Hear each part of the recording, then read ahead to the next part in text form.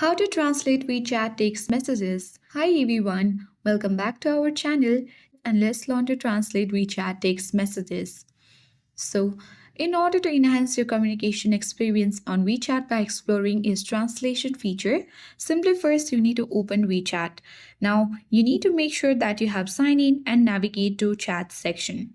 Now, open the chat where you want to translate the WeChat text messages.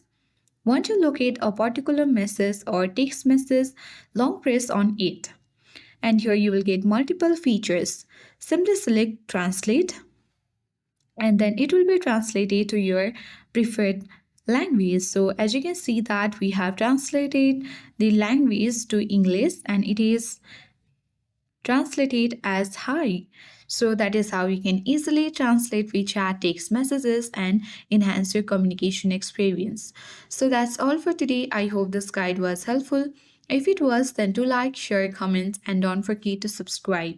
Thank you for watching, and I'll see you in the next video.